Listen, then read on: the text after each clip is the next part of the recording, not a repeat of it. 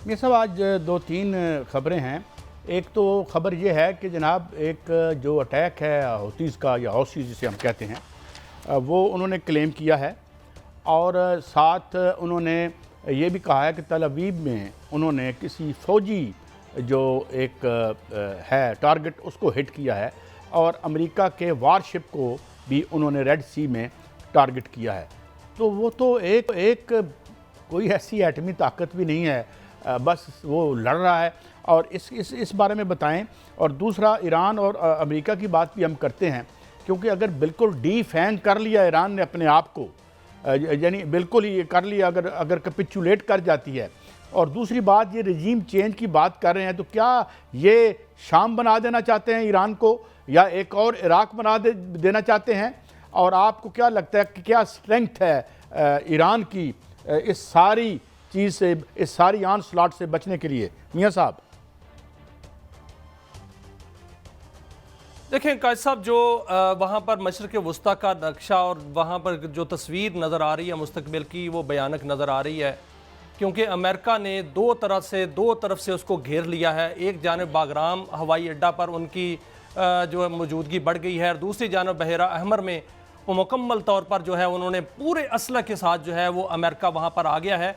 और वो असला वो उन्होंने जब अफ़गानिस्तान में आए थे तो वो वहाँ भी नहीं लाया था। B-52 वहाँ पर तैयारे आए थे और उन्होंने कारपेट बमबारी की थी, और आपने देखा कि वो तोरा बोरा की पहाड़ियाँ और सारा उन्होंने बिल्कुल एक चूरा बना के रख दिया था।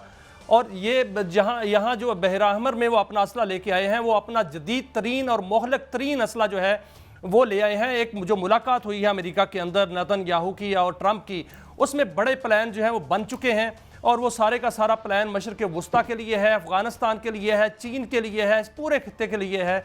और उन्होंने पूरी स्ट्रेंथ के साथ जो है वो अब इज़राइल को आगे लगा दिया है कि इज़राइल इस हवाले से मुकम्मल जो है वो गनौने अपने मज़मूम इरादे जो है पूरे करने के लिए उसको खुली छुट्टी देने को तैयार है। लेकिन अमेरिका जो है बहरा अहमर में जो अपना असला लेकर आ गया है, उसमें सबसे मोहलक असला जो है वो $2 अरब की लागत से तैयार होने वाला B-2 जो तैयारा है वो है, जिसका एक दिन का खर्चा जो है वो $1 मिलियन है, यानी $10 लाख उसका एक दिन का खर्चा है। इतना बड़ा असला वो यहाँ पर क्यों लेके आया, इसका मकसद हो सकता है काजी साहब, और बड़ा मोहलिक मकसद जो है वो इसका हो सकता है। F-22 रिपीटर्स जो से वो लैस है, और B-52 52 जो है तैयारे वो भी लेके आया है। ये तैयारा जो है ये कारपेट बमबारी करते हैं, जिस तरह एक सड़क बनाई जाती है उसमें कारपेट डाला जाता है, इस तरह बमबारी करते हैं और कोई चीज़ जो है नीचे सलामत नहीं रहती। ये किसके लिए लेके आए हैं? क्या वहाँ पर जो है वो गज़ा तो तबाह हो चुका है 90%, मगर भी पट्टी रहती है, वहाँ पर इजराइल जो है वो चढ़ाई करने को तैयार है। उसके अलावा सीरिया है, सीरिया में जो है हमले कर रहा है। वहाँ पर ये इतना बड़ा असले का ज़ख़ीरा वहाँ पर किस लिए? वो इसलिए काजी साहब कि एक जानिब आप बागराम को और दूसरी जानिब रेड सी को, इन दोनों को मिलाकर देखा जाए तो फिर वो तजारत और दूसरा ईरान, ये दो टारगेट हो सकते हैं। और तजारत किसकी है? वहाँ से चीन की मौजूदगी और चीन का असर और सूख है, उसको ख़त्म करने के लिए सारी प्लानिंग है। और अफ़गानिस्तान के अंदर और वहाँ पर जो असला का वहाँ ज़ख़ीरा किया गया है, वो ईरान के जो है न्यूक्लियर, जो उनको कहते हैं कि न्यूक्लियर उनके पास एसेट्स मौजूद है, उनको ख़त्म करने के लिए है। अभी ट्रंप ने कहा है कि हम अगले हफ्ते उनसे मुज़ाकरात शुरू करेंगे, लेकिन मुझे नहीं लगता कि ईरान जो है मुज़ाकरात करेगा। हाँ, एक उम्मीद ज़रूर है कि सऊदी वली अहद ने ईरान के वज़ीर सदर से ज़रूर बातचीत की है और उनको कहा है कि बैठकर बातचीत से मामला हल किया जाए, और उन्होंने खुद इसकी सालसी की पेशकश भी की है कि वो सालस बनने को तैयार है। थोड़ी सी बात मैं आपको बताऊं, जो कल डॉक्टर फ़ारूक सलीम साहब का मजमून भी था इस हवाले से, इस सारे मिलिट्री बिल्डअप के हवाले से, मगर जहाँ उन्होंने कंक्लूड किया वो बड़ा मीनिंगफुल था। इन केस ये जंग करता है, और हाँ, इनसे पागलपन के अलावा आज की रूलिंग क्लास से, जो आलमी रूलिंग क्लास है, इसके बैद नहीं है। ये पूरी जो एशिया की एनवायरनमेंट है ये तबाह, इससे कोई भी विक्टोरियस नहीं निकलेगा। जिस तरह न्यूक्लियर जंग से कोई भी जीत कर बाहर नहीं निकलता, वो ये इस तरह नहीं निकल सकेगा। ये कहता ये था कि मैं जंग नहीं करूँगा, और इसने अपना दिफाई बजट फिर बढ़ा दिया। यानी मुनाफिकत का ये आलम है कि तकरीबन, अगर मैं गलत नहीं कह रहा तो इसके लगभग होगा कि 1 घंटे में ओबामा ने इस ग्लोब पर 2 बम मारे थे और उसे नोबेल पीस प्राइज मिला था। तो ये करते हैं इस तरीके से। मगर सवाल ये है कि he is playing with fire, क्योंकि अगर वो एक जंग का आगाज़ कर देता है, एक ऐसा मुल्क जो दुनिया का सबसे बड़ा मकरूज मुल्क है और जिसका नाम है रियासत-ए मुत्तहिदा अमेरिका, जिसके ऊपर $36 ट्रिलियन का कर्जा है और जो रोज़ाना बढ़ रहा है $अरब की शक्ल में, और जिसे ऑफसेट करने के लिए अब वो ये ख्वाब देख रहा है दीवाने का कि दुनिया की सारी जो फैक्ट्रियां हैं वो उठेंगी और चुप करके उसके घर में। लेकिन मुझे एक और बात बताएं, यानी हमाकत देखें इनकी, कौन सी इनकी मैशत है। यानी अमेरिका से फैक्ट्रियों ने हिजरत करके बाहर क्यों गई थी? क्योंकि वहाँ कास्ट ऑफ प्रोडक्शन ज़्यादा है, वहाँ लेबर की कास्ट ज़्यादा है, इसलिए चाइना गए थे।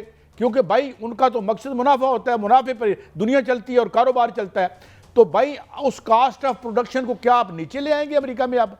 और क्या जो प्राइवेट सरमायादार जिन्होंने कोरिया में फैक्ट्री लगाई हुई है, कहीं और लगाई हुई है, ये चाइना में लगाई हुई है, वो सारा सामान जो उधेड़ कर जो है वो वापस आ जाएंगे एक ऐसी जगह पे जहां उनके प्रॉफिट की कोई गारंटी नहीं है। इसमें कोई शक नहीं है, इसमें कोई शक नहीं है कि जो ट्रंप और नेतान्याहू है उसके दरमियान एक मनसूबा तय पा चुका है, लेकिन फिलहाल ये मनसूबा नाकाम बनाया है वली अहद सऊदी अरब ने, मोहम्मद बिन सलमान ने। उन्होंने ईरान के साथ भी बात की है, उन्होंने ये कहा है कि फ़िलहाल हमें जो है बातचीत का तरीका इस्तेमाल करना चाहिए, और उन्होंने इस इलाके में जो है वो बढ़ती हुई आग को जो है वो ठंडा करने की कोशिश की है। अब अमेरिका की बात जो की जाए तो यहाँ तक देखें कि उन्होंने अमेरिका और इसराइल पर तनकीद करने वालों के वीज़े बंद कर दिए, और उन्होंने ये कह दिया है कि अब सोशल मीडिया चेक किया करें, जो वीज़ा अप्लाई करे कि जो अमेरिका और इसराइल पर तनकीद करता है उसको वीज़ा ही ना दें। ये वहाँ पर जो है एक तरफ ये मंसूबे बन रहे हैं, दूसरी जानिब जो है वो दुनिया जंग नहीं चाहती, लेकिन जो इसराइल बदमस्त हाथी है वो जंग मुसल्लत किए हुए है और उसके जो है वो अमेरिका उसका साथी बना हुआ है। लेकिन यहाँ पर ऐसा फ़िलहाल जो है वो सऊदी वली अहद ने इस हवाले में बड़ा अहम किरदार अदा किया है, और उन्होंने ईरान को भी ठंडा करने की कोशिश की है। और उस जानिब से जो ट्रंप का बयान आया कि एक हफ्ते में हम मुज़ाकरात शुरू करेंगे, तो हो सकता है कि अगर मुज़ाकरात शुरू हो जाएं, लेकिन मुझे लगता है कायद साहब, मेरा सवाल भी है कि क्या ईरान जो है वो मुज़ाकरात करेगा, और मुज़ाकरात होंगे क्या? अगर अमेरिका कहता है कि ईरान को कि वो न्यूक्लियर जो है हथियार ना बनाए, अपने जो है न्यूक्लियर साइट्स को जो है वो बिल्कुल डिसमेंटल कर दे, तो क्या ईरान मान लेगा? क्या ईरान को जो ये कहा जाए कि वहां पर जो है इस वक्त पासदारान इनकलाब हैं, वो अपना इनकलाब छोड़ दें, अपनी रिवायात छोड़ दें, क्या ईरान मान लेगा? ऐसा मुमकिन नजर नहीं आता। लेकिन इसमें जो अरब वर्ल्ड है वो जरूर अपना किरदार अदा करेगा। अगर कोई कहे कि अपना सर काट के तश्तरी में रख के मुझे पेश कर दो, तो ऐसा तो कोई नहीं करेगा। बातचीत कभी बंद नहीं होती, बातचीत होगी, लेकिन only passport to safety for every. किसी मुल्क के लिए अमेरिका और इजराइल की मौजूदगी में आपके पास अगर कोई पासपोर्ट है तो वो न्यूक्लियर बम है, जो कि बहुत हेटेड चीज़ है, काबिल नफरत है, मगर इन्होंने इसको ज़िंदगी की ज़मानत इस ग्लोब पे बना दी है कौमों के लिए। ये साहब एक बड़ी अनफॉर्चुनेट सिचुएशन है, इंटरनल हमारी जो पॉलिटिकल क्राइसिस है ये हम देख रहे हैं, और अब ये इतना है, it is getting into our skin, ये इस तरह से हो रहा है। आलमी तौर पर आप देख रहे हैं क्या है, मैशत कहाँ खड़ी है वो आपके सामने है। हम जो है क्या कर्जे रोल बैक करवाते फिरते हैं। IMF जो हमें वैसे ही जो है शर्म से पानी पानी होना चाहिए, उसे हम अपनी कामयाबी से ताबीर करते हैं। These are the mammoth issues, और इतने ग्लोबल यानी इतने मैग्नीट्यूड के ये इश्यूज़ हैं, और उसमें हमारी एक ऐसी सियासत है कि वो वहीं खड़ी है जहाँ पर वो खड़ी थी। और बहरहाल चलें, ये तो मेरा कमेंट हो गया। आपसे मेरी यानी ये है कि मुझे ये बताएं, क्या कोई, मुझे तो ब्रेक थ्रू, माफ़ी चाहता हूँ, कोई विजिबली नज़र नहीं आती। मे बी मेरी कोताह नज़री है, या मैं ज़्यादा दूर तक देख नहीं पा रहा जितना आप देख सकते हैं। आप क्या कहते हैं? ऐसा ब्रेक थ्रू क्या होना है? ब्रेक थ्रू के लिए कोशिशें तो बहुत हो रही हैं। आज आपने आज़म स्वाति का बयान सुना, और आग दीगर बयानात जो हैं वो तो इस तरफ ही चल रहे हैं, और जो PTI के कायदीन हैं इस वक्त जो बाहर हैं, उनकी जानिब से तो बड़ी कोशिश की जा रही है, और बानी PTI ने भी उनको मुकम्मल तौर पर फ्री हैंड दे दिया है कि जिससे बात होती है कर लें, और इस्टेब्लिशमेंट से भी बात की जाए। लेकिन इस्टेब्लिशमेंट की जानिब से एक ही पैगाम आ रहा है, वह जवाब आ रहा है कि बातचीत जो है वो सियासी क़यादत से की जाए। आज अडियाला जेल के अंदर अभी जो है वहाँ पर एक मामला चल रहा है, अडियाला रोड पर अभी भी जिस वक्त हम बात कर रहे हैं वहाँ पर एहतजाज जारी है। आज मुलाकातों का दिन था, और आज मुलाकातें होनी थी। बानी PTI की फैमिली के लोग जो है वहाँ पर गए, और बानी PTI की हमशीराएँ जो हैं वहाँ पर गईं, और सलमान अकरम राजा ने भी एक लिस्ट जो है वो दी थी। और बुशरा बीबी की फैमिली भी गई। बुशरा बीबी की फैमिली की मुलाकात हुई, कुछ वकला की मुलाकात हुई है, लेकिन फैमिली की मुलाकात नहीं हो सकी बानी पीटीआई से, और उन्होंने वहाँ पर धरना दे दिया और फिर वहाँ पर उनको तहवील में भी लिया गया और फिर शादी हाल के पास अडयाला जेल के आगे आकर जो है उनको रिहा कर दिया गया। लेकिन अभी भी उनकी जो हमशीराएँ हैं वहाँ पर मौजूद हैं